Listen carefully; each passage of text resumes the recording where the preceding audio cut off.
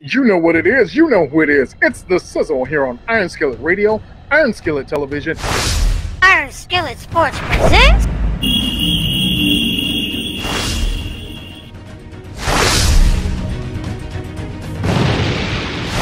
We are the talk of the 219. We are the hottest sports talk in the region. You know who's here. Jay Sizzle's here. Rich Sizzle's here. G Sizzle's here. And you know what time it is. It's time for the Hot 5 in 5. All right, fellas, let's get ready to get it started. Let's talk about the Hot 5 in 5. Rich and Jay, I'm going to kick it to you, Jay. Are you a mask on or mask off person? Look, man, I'm a mask all over person if I play in the Marlins. Look, these guys got, 1787, 475 people in their staff, already got the COVID. I don't know how you go play these games. You better get a hazmat suit and a breathing apparatus, because that's the only way we're going to play in COVID-19 2020. Oh, baby. Oh, that's hot. So listen, let's throw it on over to you, Rich Sizzle. I'm here. The Bears. Eddie Goldman. Is this a good thing? Is Goldman going to surrender to the COVID? Well, he's definitely a mask off kind of guy. I mean, you gotta look at it though, man. Look, he plays on the defensive line. There is no such thing as social distancing up in there. So he's right there at the front line, literally. And sometimes you just gotta know when to hold him and know when to fold him. And I'm not saying what he's doing is right, because I think that's gonna be a heavy hit for the Bears. But amidst the concerns, I understand where he's coming from. But I mean, to surrender, he didn't surrender to a whole lot of people back, last season. Man, this COVID is tough, man. I don't know what to say, man. This COVID got people out here shook. Not even just on the Bears side. You should see half the Patriots have already surrendered. So, geez. Yeah, bro, it's a hard time, and everybody's getting hit with it. The COVID-19s are still marching on strong. Next on the Hot 5 in 5, we've got everybody's topic, the football bubble. Is the football bubble coming for the NFL? Only if you can put Magic City in the football bubble. Look, man, there's no way you're going to get 57 guys plus, backup and plus everybody else to go stay in one hotel and never come out again. No, the football bubble's not coming. You would have to use 3 cities or 4 cities to actually do it, move all those teams in there to play at one time. There's no way they're going to do it. I don't see how they're going to be able to do it, especially when they only can play 1 game a week. I don't see that coming. Next up on the Hot 5 in 5, Adam Shaheen is traded to Miami, COVID City. Let me ask you, Rich Sizzle, who won that trade? I'll put it like this. The Bears could have gotten a Lazy Boy recliner for that deal and would have won that trade. All right? They've already got 30 tight ends on the roster, or give or take or so. I'll tell you who lost is Adam Shaheen. I mean, he couldn't catch a pass anywhere else. He's going to see if he can not catch the COVID down there. So we'll see if he catches that one, and how he cradles that one and not get hurt there. Woo, baby, this is hot talk, hot fire. But last on the Hot 5 in 5, we've got to talk about it since we just mentioned it.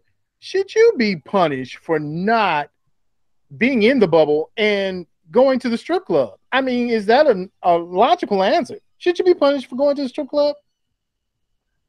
Isn't that written into your contract that you're supposed to have strip club accessibility at all times? Of course not. Look, these young guys out here, how could they possibly stay out the strip club? You know what I'm saying? Look, if I'm out the bubble, I got to go to a funeral, I got to go do whatever. Of course, my next stop is to the strip club. Why wouldn't I go? These guys, man, I have no idea what they're doing. So AG, is the strip club considered an essential establishment, though? Are the strippers considered essential workers? That's the better question. Do you need them?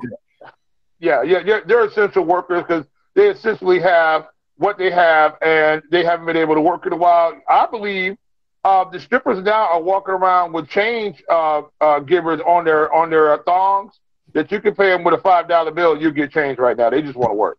Hey man, look, if it is an essential place of employment, they should be included in whatever outside or inside bubble extracurricular activities are going on. Let's not discriminate. Essential is essential. Is it really essential? Is it really? Is it one of those businesses that you have to keep morale going? I did not write the law, but I'm going to say we're going to follow the letter of the law here. If the strip club is essential, we're going to follow it. Yes. Well, I'll answer it. The strip club is essential, and those workers are not just working for me. They're working for you too. They're working to make sure that our communities are safe with our players, and all those who are essential workers, they need a strip club facility. I think that's how it goes. Okay, so let's talk about it. We talked about it in the Hot 5 and 5. Adam Shaheen is going to Miami. Is that a benefit for the Bears, or is it a benefit for him? Who wins out of this situation? And are the Bears better now in their tight end situation with Shaheen gone? They have a roster of, let's see, 40, 50, 60 tight ends right now. Are the Bears better now that Shaheen's out the building? Of course they are. Look, they were better. Look, Shaheen was a gamble. They gambled on him and they crapped out. You got Jimmy Graham, which was one of the most productive tight ends that we've seen in the NFL. He's one of the better ones. And then they picked up that kid out of Notre Dame, Commit, who should be a serviceable guy, should be a guy who's going to play better than Shaheen. At least we know he can block better than he can, and hopefully he can catch the football. The other guys, I don't know why they're keeping 9 or 10 tight ends on their roster.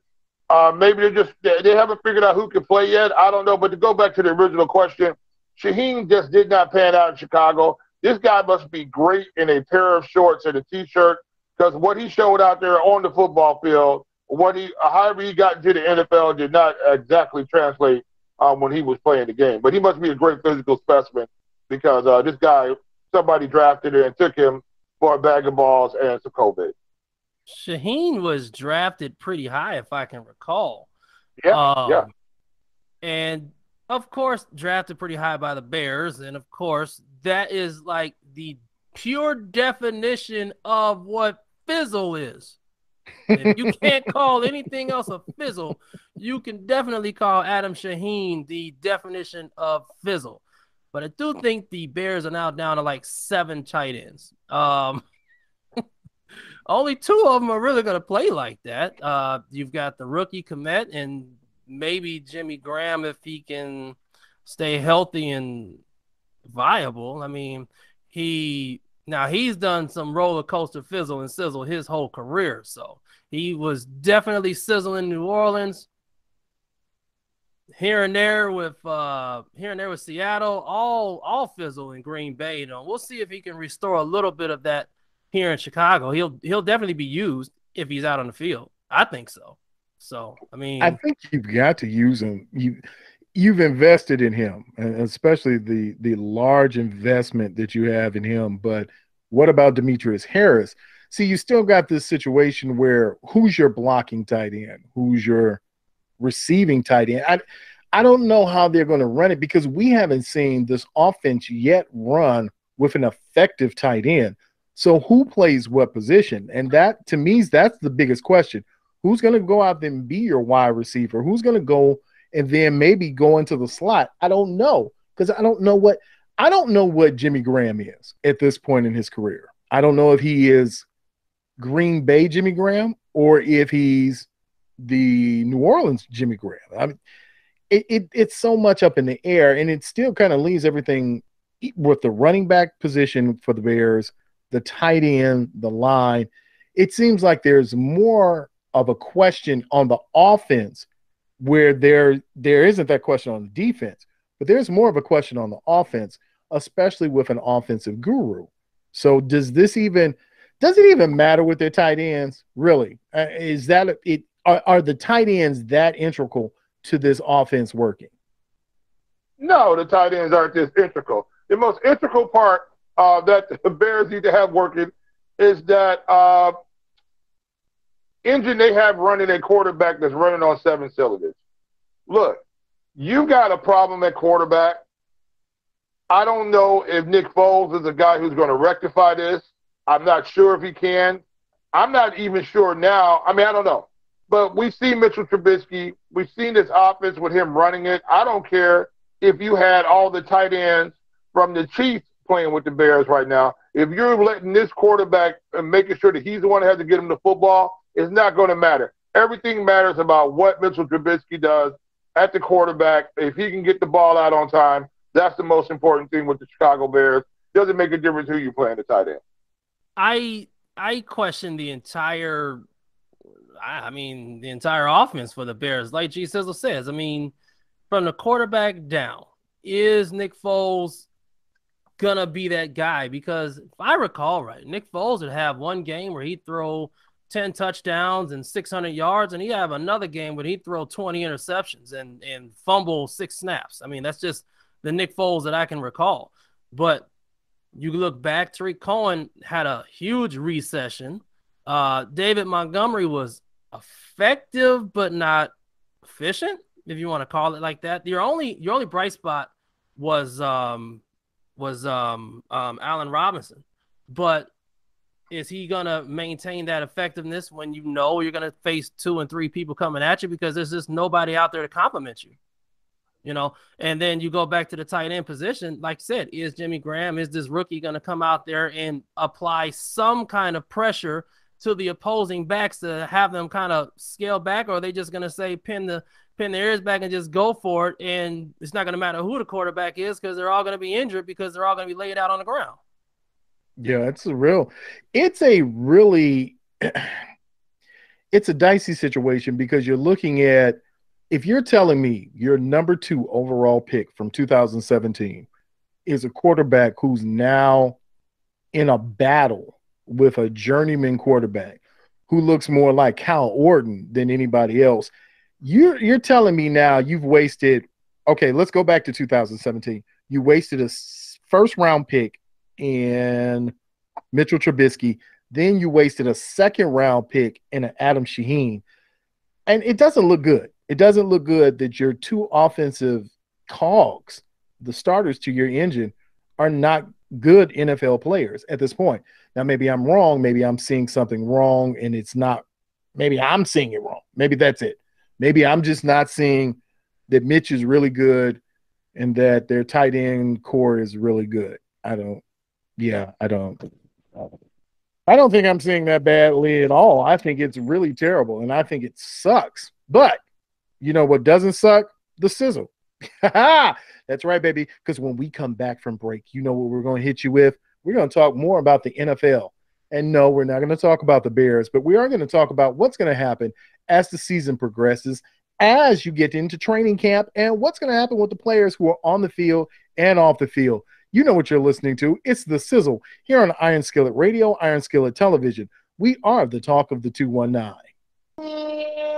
You know who it is. You know what it is. It's The Sizzle here on Iron Skillet Radio, Iron Skillet Television. We are back in the building, and we've got a hot topic in this segment. We're going to be talking about the NFL and what's getting ready to happen as the NFL transitions to the 2020 season.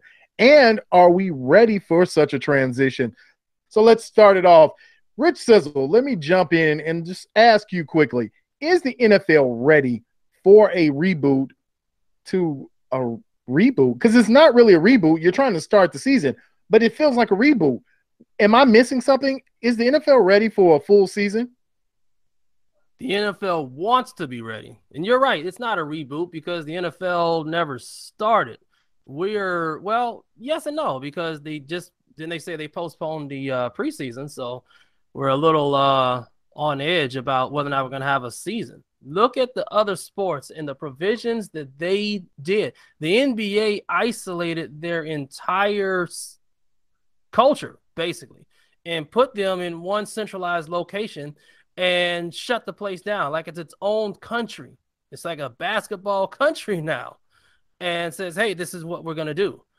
baseball is going through the same thing. I'm watching the highlights and looking in the fans, and I'm like, there's like one or two guys there. I guess that's like the owner or whatever like that. What is football going to do, though? Because we still don't have an answer for that. I think football wants to go as normal, but I don't see it happening given the environment. All you need is to start having people getting sick, teams, players, fans, because they're all congregating 100,000 people or so on a Sunday, and then Wednesday, 20,000 of them are getting sick. It's going to be a problem. I'm cautiously optimistic for the NFL, but they need to start putting some serious provisions down if they want to continue and have a full season and not have like a break in the action and just go 6 weeks and then into the playoffs. Yeah, the question is, Jay, can the NFL put in any provisions to save their players from being exposed to the COVID-19? Football has got that itis that happened earlier in the COVID, when COVID first came out, that if we pretend it's not going on, then it won't affect us. Because right now the NFL is just going to keep burning on ahead, even though you got a number of guys who are out here saying they're not going to play. So I think with the NFL, I don't think they can put any more provisions than what they've already put in. They're just hoping and praying right now, but not too many guys get the COVID on these ball clubs and it spreads to where they have to shut it down. They really haven't really put out what their protocol is for playing these games yet. So I'm pretty interested to see just what the NFL is going to do. But I think a lot of these players are going to take it in hand themselves, and you're going to see a lot of guys just not play. Yeah, we've had a number of players who have just sat out or said they're sitting out of the season. We talked about in the Hot 5 and 5 where we talked about one of the Bears defensive linemen who said he's going to sit out the season, and amidst concerns of being exposed to COVID-19. But is this something, Rich, that can be avoided? Can you avoid this in a locker room, on a field, where you're going to come in contact with players who are probably COVID positive and asymptomatic? Not really. I mean, football is one of those sports where it relies on close quarters, close contact, close camaraderie. The closeness you are, there's no way you can avoid any kind of social distancing or any kind of risk. I don't see how you're gonna mandate everybody wears these new and improved gloves that don't rip off your hands and put face mask all over whatever. I don't see there's any way around the COVID with this sport. So people are gonna have to come and be realistic. Are we gonna just go out there and play and accept whatever comes, or B, are we going to hold off until we get this antivirus or vaccine or whatever, which may not be in the works for another 2-3 years, perhaps? Given how much money football brings in, I'm guessing they're going to go for A rather than B and hope for the best and not even really expect the worst, because worst case scenario, like I said, is we don't have a season, and that's just it. Because I don't. If enough people start getting sick from it, somebody's going to pull the plug.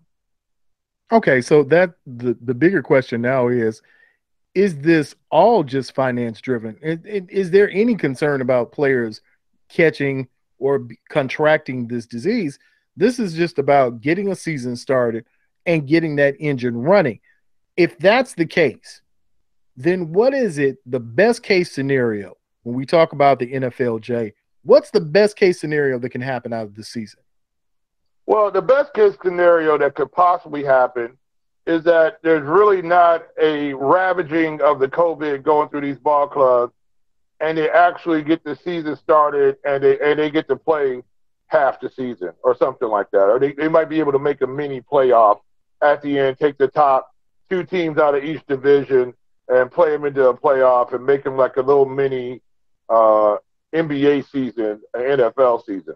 I think that's what the hope is, that they can get in enough games, at least a half a season, so they could actually maybe get a playoff and maybe play a total of 10 or 11 total NFL games and really chart a champion.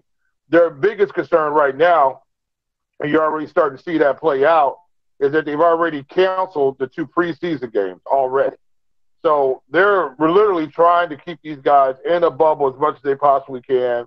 They know that COVID is going to spread a little bit, and they're trying to put them in a situation that hopefully we can figure out how to get 8 or 9 games in before the season gets shut down. We can recoup some of these losses that we're not going to be able to take on if they don't play and we don't get any of the TV money. One of the bigger things that I've found, and maybe it's me, I know people are excited, but is everybody excited? Does something feel off or wrong about this season? It just something doesn't seem just in sync. I don't know what it is, but I got my notice for fantasy football, and your leagues are starting back up, and we're going to start our fantasy football league, but it seems like there's something missing, and maybe it's just me, but it seems like there's something missing in this mix when we talk about professional sports in the midst of a pandemic. Well, we know. I'm sorry, hey, Rich. Let's give me one thing to say on this. We already know how the story is going to end on this. We already know it. We already saw what happened with the Marlins. We're going to see what's going to happen down here with the guys that can't stay out the strip club. We already know what's going to happen as these seasons start going along. We know that the end game is coming, and in about a month or so, we won't have sports again. Let me tell you something. I'm going to put this out here. You want to talk about what's missing and what's this and what's that. Who would have ever thought that a person like myself could be required, like I have to literally walk into a liquor store with a mask on? You know how mind-boggling that is? I'm like, what do you mean? A year ago, if I had a mask on, went to the liquor store, yeah, that wouldn't have went down like that. But now it's like, you better put that mask on, you're not coming in here. Yeah. That's what's missing, is nothing is normal anymore. So yeah, and then like I said, we talked about baseball and how there is a theory that there can be some kind of social distancing on the field.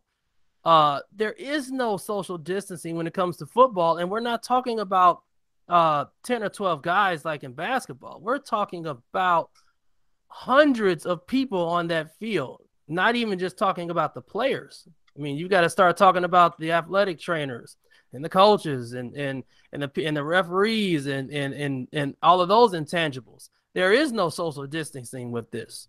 So it's kind of like, where do we go from here when everything that you trained for prior up to this, you have to forget when you're on that field to play, and then remember when you leave the field? It's like, hey, remember your hand sanitizer on. You know what I'm saying? Like, yeah, I don't see how this is going to end favorably for football. No, I don't see how it can end favorably, but we've said that before. And I think that's a running theme that we've consistently said on all of our broadcasts, that this is going to be something new that we've never seen before. And I don't know if American sports fans are ready for the product they're going to see. But when we come back, because we're going to break, but when we come back, we're going to hand out the NBA awards. That's right. It's always early to hand out awards to people who haven't been playing, but we're going to do it anyway. We're going to give you the NBA and its awards and what's going to happen coming next. So you're listening to the Sizzle here on Iron Skillet Radio, Iron Skillet Television. We are the talk of the 219. You know who it is. You know what it is. It's the Sizzle here on Iron Skillet Radio, Iron Skillet Television. We are the talk of the 219 because we are the hottest sports talk in the 219. We are the best sports talk in the region and maybe the world. Yes, I said it. The world. The world is not ready for what we bring because we're bringing something that no one else is bringing. We're bringing you the early NBA awards. Oh, baby. Yes, you're not ready for it. You're not ready for the NBA and handing out the NBA hardware. But we know somebody who is, our resident NBA man, Mr. Rich Sizzle. He's ready to give you the information on what's going to happen when the awards come out and how everybody's going to be ready for the NBA awards. So, Rich Sizzle, go ahead and tell the people who's ready for the NBA awards. Are you ready for the MVP? I don't know. It's kind of unfair because we're only going off of pre-COVID. We're not talking about the bubble awards, which is an interesting point. I don't know, are they going to like have a post-bubble awards or not? But right now, we are talking about the NBA awards that will just take place from November until February. So with that being said, we already have the stats are in. The consensus is that the MVP award will go down between LeBron James and that one guy in Milwaukee whose name I struggle with all the time, so I'm not going to go with Giannis Antetokounmpo. Don't you do it. Don't you dare not give it to Giannis Antetokounmpo. The G-Man is expected to get it, and there is talk that he might be the first player since Michael Jordan to get the MVP and defensive MVP of the year. Interesting. I like that. So are we saying that LeBron isn't going to be the defensive and MVP person of the year? No LeBron? No? Okay. Well. I don't want to be a hater, but I don't know if he was the best player on his team. I think that goes to Anthony Davis. Wow, bro. People get so caught up in the name of LeBron James, they forget to look back and say that LeBron James minus Anthony Davis didn't even make the playoffs last year. They're quick to say like, "Oh my God, LeBron James, he never could have been the first place in the West if he ever went to the West." And then he did it, and then it's like, "Oh well, he did it," but it's like, yeah, he did it after they got Anthony Davis, and Anthony Davis is having one of those Hall of Fame years that he already was in that conversation, but he's having one heck of a year. Over there in LA, just to be honest with you. But I digress talking about the MVP. He is always going to be in that conversation because he is the consensus best player in the league, all around, or whatever you want to call it, the main highlight guy and all the other good stuff. But for the pre-COVID year, it was all about the G-Man. It was all about the Bucks. Almost any statistical category you can think of that mattered, the Bucks were number one thanks to their superstar. So how can you not give it to him? I know somebody you would give it to. I know somebody who's an MVP that we haven't even talked about, and it's probably not even in the running. But the person who's the MVP that's led their team, who's been strong, who stood tall, who's come back. I don't know if he missed but like 2 games before the COVID, and that's Zach LaVine. All right. Okay. No Zach LaVine? No, Zach LaVine. Maybe the prettiest player of the year, but that's about it. Wow. Oh, wow. Yeah, well, okay. But moving right along. So we've moved on from our MVP. Who's the next award winner for this? Are we still in the season? Like, are we still in 1920? What are we? I don't know. We are in 1920, so we will be talking about the 2020 NBA Finals. But as far as the regular season, we will be talking about the 2019 and 2020.1 regular season, because that's about as much into the season. It's like they literally played, what was it, like 3 games after the All-Star break, and then just kind of called it quits. But you have like your 6th man of the year, which there's some conversation that Derrick Rose should be in that conversation. He did kind of come and have some pre-ACL Chicago days in Detroit. He did, but the consensus is that it'll go down to one of those guys in LA. The Clippers, their tandem of Lou Williams and Montrezl Harrell, they played phenomenal coming off of the bench as always. That's kind of like a given. But they really held it down. We talked about the Clippers' depth in the beginning of the year and talked about how that would be giving teams fits, and it did. And it was thanks to those two. So it'll probably go down to one of those 2 people. I like Lou Williams. I really do. If you're going to tell me if there's one person on this in this COVID I'd like to see. It's Lou Williams, even if he's not in the bubble and probably out for personal business at the strip club. I think he'll be back. He'll be ready for game day. He'll be ready to go. Just a minor setback for him. Who's not ready for game day? I mean, okay, so you went to the strip club. Okay, so are we saying that everybody who left on personal business from the NBA bubble, they went to the strip club? Is that what we're saying? Ultimately, is that what we're saying? That they had to go, they had a strip club appointment this summer, and they had to go there. We've already established that the strip clubs are essential services, and there's not a problem with these guys going. Look, man, this is these guys' lifestyle. They don't want to give up their lifestyle. They made all this money. The world revolves around them. And this is just the way it is. And these guys are going – I don't know how you're going to get a young guy with all this money. What is he supposed to do with all this money? Actually, invest it?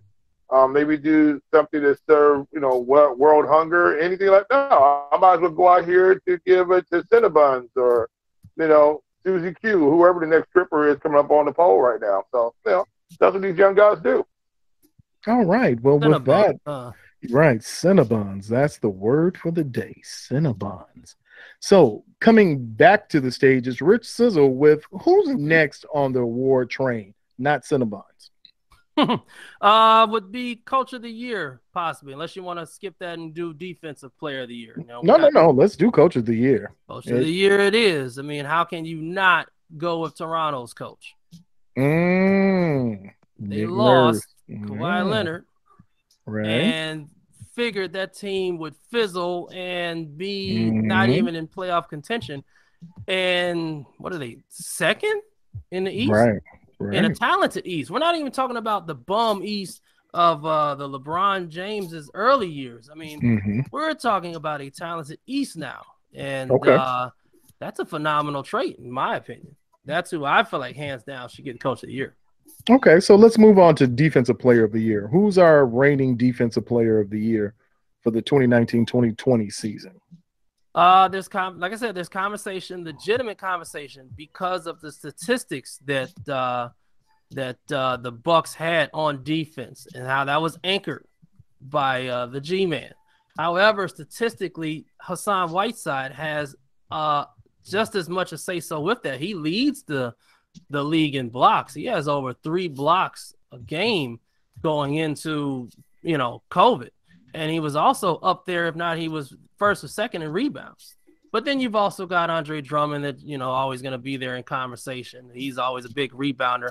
But he also was in the stat lines for steals for some reason. As a big man, he was averaging just under 2 steals. So I think it's going to go down to one of those 3 people. I feel like this is the Bucks' year to clean house with that one guy. And they might even look good holding that trophy at the end of this bubble dome thing as well, in my opinion. Let the 2 LA teams fight it out while the Bucks are sitting down waiting to pick up whoever is exhausted at the end.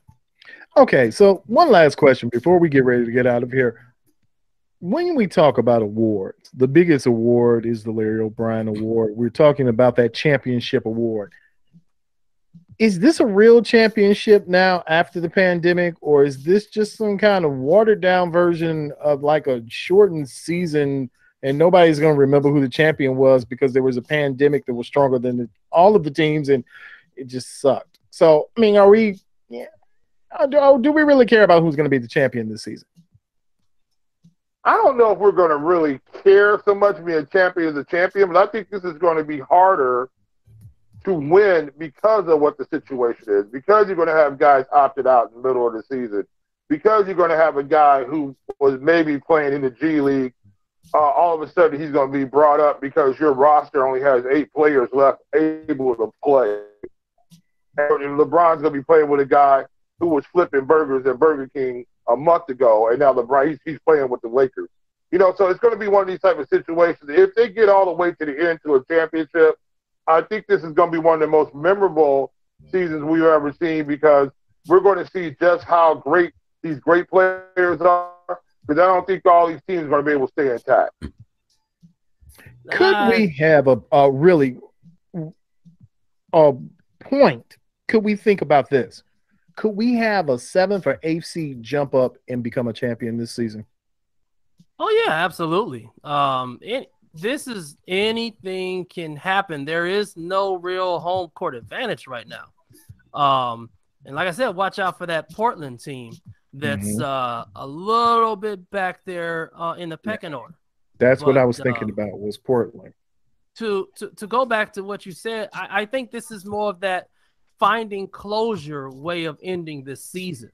So no, I think in the history books they won't purposely put an asterisk next to the season, but anybody that's still alive, living around, looking at it for the next 50 years or so are going to say, oh no, that was the COVID season. Now you go beyond that when you have the extra trilennials or whatever else like that, they're not necessarily going to care, but the people alive right now are going to say that was the COVID season. I mean, that was the closure of the COVID, and they just wanted to get something done because, I mean, it is fair to go this far into the season and not have closure. I agree with that. You got to figure out a way to have somebody reign on top, and this is the best way to do it, in my opinion.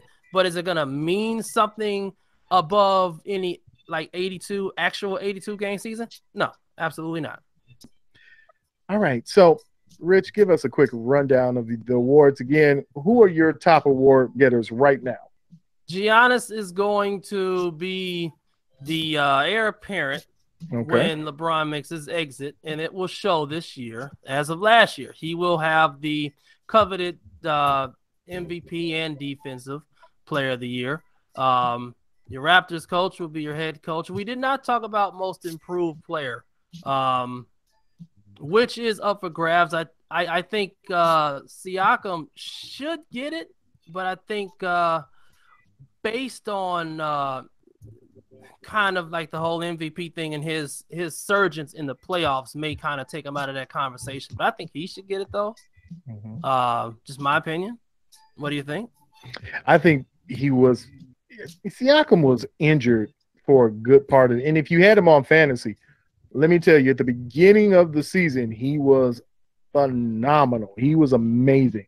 He was phenomenal, like phenomenal ribs, just that good in your mouth. Just need to say that. But I mean, he was great.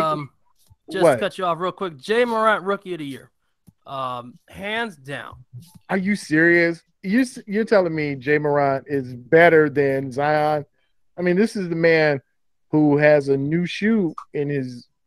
Yeah, he has a new shoe, and then he tore out of the shoe, so he's great. But Zion played 3 games total for 10 minutes. And granted, those 10 minutes he played in those 3 games were phenomenal, but I mean, Morant was killing from day one. I mean, he's going to be a problem. Hey, Rich, I'm gonna go with you on that. I think Ja Morant is being a little bit undersold. This is gonna be probably one of the more dynamic players out of this draft. Zion is a physical freak, but Ja Morant, he's got the heart of a lion, man. He'll take on anybody. He'll attack anybody. This guy's gonna be the real truth. I'm with you on that one, Rich. He's very possible. I think if they went to the regular season, Ja Morant would have possibly been Rookie of the Year. Oh, that's tough talk. But you can't beat Zion because he's Zion, right? Like, he's 20-10. I mean, he came back, he played for 5 minutes and almost got 80 points. I'm just telling you, it happened. I saw something like that. He's the greatest player to leave the bubble and come back unscathed and unfazed. I'm just saying. Okay. So we've got our MVP. We've got our defensive MVP. We've got our coach of the year. We've got our most improved, and we've got our rookie of the year. I think we've got everything covered, unless you know what we didn't do. What was the shoe of the year? That one we didn't do. We're going to have to do that one in the next episode. What was the sneaker of the year for the NBA? I'll give you a hint. I just gave you a hint. I mean, if you didn't see it, you didn't know. You don't know. I mean, it's only one sneaker that you can wear. Anybody else wearing other sneakers, you suck. I'm just saying. It's only one good sneaker. Only one. And it's his airness. And I don't mean fluffy ear. I mean, Yeah. his earness. Yeah, but which one? I mean, because within that 4-month period, he came out with like 30 different shoes. All of them were 27 of them were retros, but Right. It's all the same retro. yeah. It becomes kind of repetitive and silly after a while, like which one's great, but who knows? But listen, man, you're listening to the Sizzle here on Iron Skillet Radio, Iron Skillet Television, and we thank you. If you have not, please like, share, and subscribe to our pages. You can find us anywhere. It's Iron Skillet Sports. You can find us on Instagram, YouTube, Twitter, everywhere that you go on social media, there we are also. And make sure that you're following us on Iron Skillet Television, which is exclusively on YouTube. You can find us at Iron Skillet Media. You can find us everywhere that you can find some of the best sports talk in the area, because we are Iron Skillet Sports, we are the Sizzle, and we are the hottest sports talk in the 219. We'll see you on the other side.